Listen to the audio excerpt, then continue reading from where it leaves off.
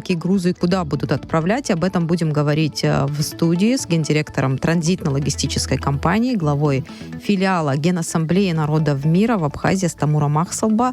Он с нами в студии. Стамур Платонович, мы рады вас видеть. Здравствуйте. Спасибо за приглашение. Если о строительстве вообще транзитного припортового терминала в Очамчире было давно известно, и на начальном этапе, когда вообще задумывался проект, то о терминале, о транзитном хабе в Галском районе мы узнаем вот сейчас, уже постфактум. Расскажите, пожалуйста, что это за проект и почему... Некая секретность, да, потому что для этого тоже были причины, и мне бы хотелось, чтобы вы нашим слушателям тоже объяснили. Начну с того, что при строительстве портового терминала в городе Очамчира тогда руководство страны понимало, что подписанное соглашение в 2010-2011 году между таможней Российской Федерации и таможней Республики Абхазии о перемещении транзитных грузов через территорию Республики Абхазия. Это не только морское сообщение транзитное и железнодорожное, это еще и автотранспортное. Вот. В связи с геополитической ситуацией до 2014-2012 тех годах по объективным причинам не могло быть реализовано в связи с в Грузии с обстановкой, да, правления экс-президента Саакашвили. Вот. После того, как после начала военной операции на территории Российской Федерации, вот, этот проект стал жизненно необходим для нашего стратегического партнера Российской Федерации. Это совместный абхазо-российский проект. Да, абхазо-российский проект. Вот. И мы уже обратились к руководству страны для того, чтобы начать реализовывать данное соглашение 2010-2011 года. Прошли большую подготовку, согласование, так как службами Российской Федерации, службами абхазскими. Вот. И закрытый был проект в связи с геополитической ситуацией. Что тут идет война, тут весь Запад как бы противостоит Российской Федерации. Вот и пришлось закрыть этот проект не от Абхазии, не от народа Абхазии, а то, чтобы не помешало это и Абхазии самой, и самому проекту. Приходилось работать, как говорится, тихо, для того, чтобы этот проект был успешно, плодотворно запущен. Вот. И тогда, когда мы прошли согласование со всеми службами, мы обратились уже с готовым проектом, согласованным к государству. Вот. И предложили, что мы, абхазская компания, готовы реализовать проект на территории Кальского района для того, чтобы соглашение 2010-2011 года могло быть потихоньку запущено. Да, сложностей по сей день очень много, потому что все же Абхазия признана Российской Федерацией, на стратегический партнер Российской Федерации, а те третьи страны, откуда планируется возить транзитные грузы, пока на сегодняшний день все-таки сталкиваясь со многими вопросами юридическими, таможенными, да, вот мы это все прорабатываем. При поддержке Андрея Юрьевича Белянинова потом было принято решение открыть здесь представительство, так как эта организация, она международная. У нас в 156 странах мира. Генассамблея народов мира вы имеете в виду? Открыто в 156 странах мира представительство. Это помогает нам реализации данного проекта. И не только в этом проекте, а вообще об Абхазии. Вот мы встречаемся там с представителями Индии, с представителями Ирана на территории Российской Федерации. Обсуждаем эти все проекты, как это будет работать, как мы можем это делать. Вот. То есть Генассамблея народов мира и транзитный хаб, который, как это взаимосвязано, вы сейчас объясняете. Таким образом, через Генассамблею вы пытаетесь наладить торговые, экономические контакты, которые позволят развивать этот транзитный хаб. Безусловно, да. Сейчас хаб работает? Сейчас на данном этапе нет. Он 80% строительства уже осуществлено. Осталось там технические обустройства этого терминала. Там будут стоять новое оборудование, сканеры, рентгены, досмотровые ямы, потому что все-таки транзит как бы у нас подразумевает. Подразумевает сквозное перемещение товаров, и да, в целях безопасности вот эти товары, эти автотранспортные средства должны быть хорошо проверены. Вот.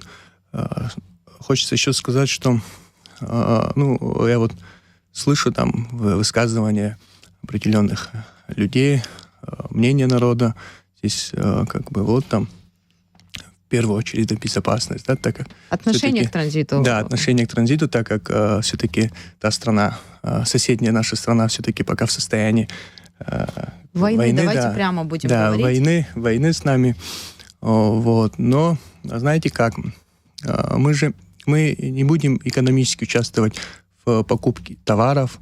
Мы всего лишь та страна, через которую будет проезжать купленный уже товар там, предпринимателями Российской Федерации или наоборот из Российской Федерации. Вот. И просто Российская Федерация будет обращаться в нашу компанию для оказания логистических услуг. Да? Вот. И как бы то, что уже построили железнодорожный терминал в Ачимчирах, мы планируем связать вот этот кусок, отрезок из Гальского района будет добираться в Ачимчирский район, перегружаться там уже в вагоны, и это все будет следовать на территорию Российской Федерации или обратно. Это как бы, чтобы пока наши дороги и не готовы сегодня для вот такого масштабного проекта, чтобы сегодня там фуры там проезжали вот ту. Но не мог бы Ачимчирский порт справиться с вот тем грузом, который вы планируете в своем хабе, допустим, принимать? В чем была необходимость создания второго такого транзита? Вы понимаете, объекта? Порт, разные компании, логистика, она же влияет на ценовую политику товара, да? Портовой терминал, это морское сообщение, оно более, как бы, есть те страны, которые, как бы, не подходят для того, чтобы морем доставлять сюда товары. Да, возможно доставать сюда морем товары, но это очень дорого сегодня и по времени, и по цене, и, как бы, например, там, Краснодарский край, Сочи, там, вот эти регионы достаточно в машинах или на поезде доставить товар. Да, выгоднее. Намного выгоднее, чем морем возить. И как бы вот в этом необходимость. То есть есть запрос на вот такие виды перевозок и конечно, необходимость вот такого специализированного хаба, который именно на перевозках автотранспортом будет специализироваться. Да, вот, например, перевал Ларса, да, вот та граница, она в зимнее время катастрофически, там ситуация становится катастрофически, трудно провозить товары, люди стоят, грузы стоят там неделями для того, чтобы проехать вот маленький вот этот кусочек, например, там с Азербайджана проехать через Грузию в Армению или даже из Грузии в Россию. А вот Абхазия сегодня может стать как бы транзитной страной. И экономика как бы не только же за счет туризма, да, там гостиницы, а вот как раз восточная часть, она сегодня там морское сообщение, железнодорожное сообщение, где могут тут же самый, исторически Абхазия вообще, через Абхазию проходил тот самый известный шелковый путь, да, как бы история говорит о том, что Абхазия была всегда востребована вот логистическими проездами, проходами, даже не только там, морское сообщение. Вот как говорится, под каждого клиента должна быть инфраструктура, должны быть условия для того, чтобы мы были привлекательны. Хотим на поезде, хотим на машине, хотим на, как говорится, на морское сообщение. Астамур Платонович, вы говорите, что в Восточной Абхазии новые экономические возможности появляются. А что республика получит? Как объяснить, как республика на этом может зарабатывать? Как может зарабатывать? Это вот едет груз, да, если это прям дословно говорить. Вот, там Российская Федерация, там компания российская купила, допустим, товар там в Иране, да, и едет через Республику Абхазия. При проезде через территорию Абхазии компания российская оплачивает все транзитные ввозные там, Пошлины, взносы, да, налоги какие-то будут безусловно, платить. конечно. Плюс еще же это же брокерские услуги, новые рабочие места появляются в Гальском районе. Вот. И еще самое важное, самое главное, да, чтобы наш народ понимал, что это контакт с третьими странами. Мы будем контактировать с третьими странами. Мы не говорим о том, что мы, там, Абхазия будет покупать там, грузы в Грузии, привозить в Абхазию. Нет, мы всего лишь транзитная страна. Мы вообще не соприкасаемся никак с товарами. Мы просто оказываем услугу. То есть эти товары на абхазский рынок попадать не будут, на прилавки абхазских магазинов? Вы об этом говорите? Да, они попадать не будут. Но хотя, если там могут со временем, да, для экономики что же будет полезно, если там абхазская продукция уедет, там, например, в Иран, да, образно говоря, или какую-то другую третью страну, или наоборот. Вот. Мы же из Турции принимаем товары, и наши товары уезжают в Турцию, так и может добавиться окошко там, в другие страны через данную территорию. Вот. По поводу, хочу вернуться к безопасности. Самое главное, наш народ это интересует безопасность. Да, как это будет технически работать, как это будет вообще выглядеть. Да. Сегодня все-таки это соседи наши, да, опять возвращаясь назад.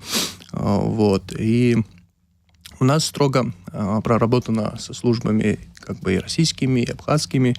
Обычно как транзит, да, это сквозное перемещение товаров. Сегодня, по большому счету, если так говорить, да, может приехать фура к нашей границе и на армянских номерах, может приехать и на турецких номерах, может быть, логично, наверное, если транзит открывается и на грузинских номерах, да.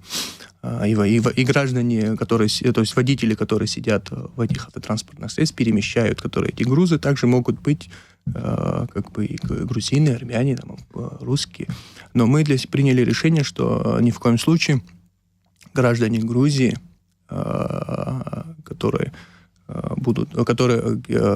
могли бы, например, да, осуществлять также сквозное перемещение товаров, категорически будет запрещено. Вот. Пока вот мы с нашим соседом не выстроим добрососедские какие-то, даст Бог, в ближайшей перспективе, может быть, хотя бы документы о неприменении силы и дальше еще ряд документов. Пока на сегодняшний день никакой речи не идет, что там грузинские машины будут провозить тут товары, проезжать там через Абхазию, или там грузинские водители будут заезжать. Нет, это все-таки будет как бы, если куплен в Иране, иранская машина может проехать до Гальского района, то есть до Ачимчирского района, выгрузить это на железнодорожный терминал и уехать. Но если есть необходимость там поехать дальше, почему бы не может там гражданин Ирана на иранской машине, если будет безопасность на границе? Тем более гальская граница, она как бы охраняется и совместно с российскими коллегами и с абхазцами. Вот. И там в 2 раза больше безопасность. Вот. Тем более мы планируем поставить там оборудование хорошее, которое обеспечит всю эту безопасность. Это рентгены, сканеры, досмотровые ямы, углубленный досмотр. Это вот при необходимости фура может быть углубленно досмотрена. Вот. И, как бы, я думаю, в части безопасности никаких... Часть вопросов снимет, но если, допустим, номера не грузинские, водитель не грузин, но товары грузинские. Потому что я помню обсуждение в обществе, когда говорили вообще о транзите, то таким образом мы как будто бы помогаем грузинской экономике, даем возможность провозить грузинские товары через нашу границу, увеличиваем их экспорт, допустим, в Россию грузинских товаров. С этой точки зрения, вероятность того, что это грузинские товары и через абхазскую территорию будут перемещаться, допустим, в Россию. Пока речь не идет о грузинских товарах. Все это делается для глобального, да, вот, потому что у нас есть заинтересованные игроки появились, то есть игроки заинтересовались, там, такие как Иран. Да, на сегодняшний день мы ведем контакты с иранскими бизнесменами, которые так как бы контактируют, занимаются бизнесом с Российской Федерацией. Вот им стало интересно. Вот. Там Азербайджан стал интересен. Азербайджану стало интересно. Потому что тут, например, вот Сочи, Адлер, Краснодарский край, как бы здесь плечо маленькое, короткое, и как он интересен, этот проход. Экономически выгодно через Абхазию, проехать до ближайших регионов Российской Федерации. О каких товарах могло бы идти речь? Товары народного потребления. Пока это разные могут быть товары, бытовая техника, начиная от овощей, заканчивая много чего. Пока все в разработке, мы пока согласовываем, потому что одно дело, это абхазская страна построила терминал, гипотетически все, мы готовы, но еще же есть третьи страны, которые пока, это же контракты, это договора, это как это все. Во-первых, страхование грузов. Да, везде практика как работает. Когда идет транзит, кто-то берет на себя обязательства за хранение грузов. И этот вопрос тоже прорабатывается. Все равно там может быть контейнер на 20-15 миллионов рублей лежать товаров. А кто за него будет отвечать? Абхазия сегодня Ираном как говорится, не признана, и как это и Российская Федерация и эти условия должна предоставить, что Российская Федерация будет гарантировать безопасность этих грузов. Да, этих грузов. Как вы думаете, как это быстро может заработать? Учитывая реалии, которые сейчас есть. Мы же строим тоже потихоньку, потому что мы сталкиваемся, прорабатываем, смотрим, изучаем, как это может быть, все ли правильно происходит. Мы не взяли наобум построить такой терминал, но я думаю, много времени не нужно. Но мы идем и строительство ведем, и юридически прорабатываем это все, идем так планомерно, не спеша, потому что мы понимаем что мы завтра его построим, никто там не выстроится в очереди, не будут ждать, когда мы поднимем шлагбаум.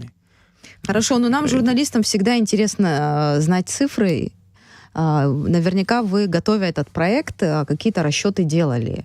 И власти Абхазии тоже эти цифры смотрели и понимали, это нам нужно.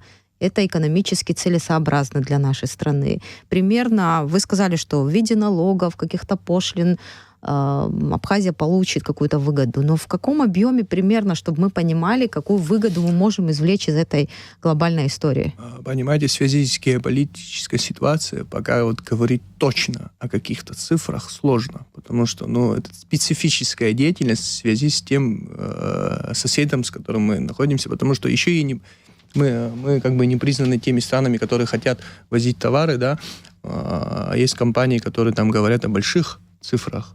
Но мы не можем на них опираться и говорить нашему государству о том, что есть гипотетически такая возможность. У нас есть такая небольшая цифра, которая уже сложилась, мы ее видим, понимаем, что она реальная. Если просто считать гипотетически, и те компании, которые просто заявили и узнали про нас и не против через нас проезжать, если мы их всех начнем считать, тогда... Это золотую середину, какую-то оптимальную сумму между возможным и реальным. Плюс-минус где-то в год от 300 пока до 600 миллионов рублей. Это та возможность, которая может быть в течение года, 1,5 лет, она может принести такую возможность для страны. Это в виде транзитных пошлин, налогов. Это говорить такой золотой середины в год. Если говорить гипотетически, те фирмы, которые уже хотят, услышали, узнали, то там в 3 раза увеличивается эта сумма в год. Я вам просто говорю, а так ее пока опираться на нее пока... Давайте пока на 300-500 миллионах в год, остановимся. А если контейнерный терминал в Очамчире, он строился за счет российских денег, то за счет каких средств строится Галский район? Это частные средства или какое-то вложение со стороны государства абхазского, российского было? Нет, это частные вложения. Частично абхазские вложения, частично российские вложения. Инвестор частично вложил, российский инвестор, и мы, компания абхазская, частично вложила в этот проект. Вы сказали про Иран. Какие точки вообще будет связывать этот транзитный хаб? Еще какие страны, с которыми вы сейчас ведете переговоры? Смотрите, Иран, Индия и Азербайджан. каждый из этой страны определенные регионы России, как бы все смотрят там ближайшие регионы. Это Ростов, заявка с Ростова есть, там, с Краснодара, с Сочи. Вот. Как бы вот эти регионы, да, обеспечивая пока... То есть взаимный интерес между этими странами, которые вы называете, и российскими регионами, которые они могут обеспечить своими товарами. Да, своими товарами. Кстати, в связи с, еще если так, другую сторону брать, там, в связи с, например, санкциями, да, вот, это тоже один из возможностей для Российской Федерации, да, потому что есть европейские страны, которые сегодня хотят торговать с Россией, вот. Не буду называть эти пока страны, но они есть, вот, и как бы им тоже интересно. То есть они могут воспользоваться вот таким коридором, таким путем. Да, вот этим путем и как бы отправлять товары. Астамур Платонович, вопросы про транзитный хаб оставим уже. Мне хотелось воспользоваться оставшимся временем и поговорить про филиал Генассамблеи народов мира в Абхазии. Вы сказали, что эта организация здесь помогает налаживать экономические и торговые контакты, в том числе способствует развитию вот этого хаба, который в Галском районе. Что еще делает организация? Какие у вас планы? Потому что не так давно организация появилась, вы возглавляете этот филиал. Да, ассамблея способствует развитию экономики Абхазии, налаживать с другими странами взаимоотношения. Вот. У нас были встречи с такими странами, как Афганистан, Таджикистан, Узбекистан. Вот. Мы как бы познакомились, рассказали об Абхазии более обширно. Вот они заинтересовались. Афганистан тоже заинтересовался. Развитие пока культурного направления. Они пригласили нас в Афганистан, в связи пока с трудностями не получается туда посетить эту страну. Вот. И у нас еще ряд есть проектов, которые мы хотим реализовать на территории Абхазии. Вот, мы прорабатываем строительство оздоровительного евразийского лагеря на территории Кальского района. Вот. И ряд еще много проектов. Просто не хочется пока о них говорить. Ну, насколько я понимаю, в Восточной Абхазии все сконцентрировано будет. Абхазии, вот, самая восточная часть. Акцент поставили на восточную часть, чтобы развитие восточной части было. А для абхазского малого, среднего бизнеса помочь какие-то контакты найти с российскими бизнесменами, с российскими структурами? Есть такая в этом смысле тоже? Да, есть, да. Обращаются, стараемся, но в связи с то, что строительство терминала, пока нет возможности физически по времени там как бы в полной мере начать осуществлять все там поставленные задачи руководством Генассамблеи. Пока вот потихоньку начинаем работать. Ну и работы вокруг терминала в Галском районе, они, можно сказать, практически завершены. Они пока ведутся. Да, они пока ведутся, все равно там есть еще чем работать. Вот. Я думаю, скоро мы завершим.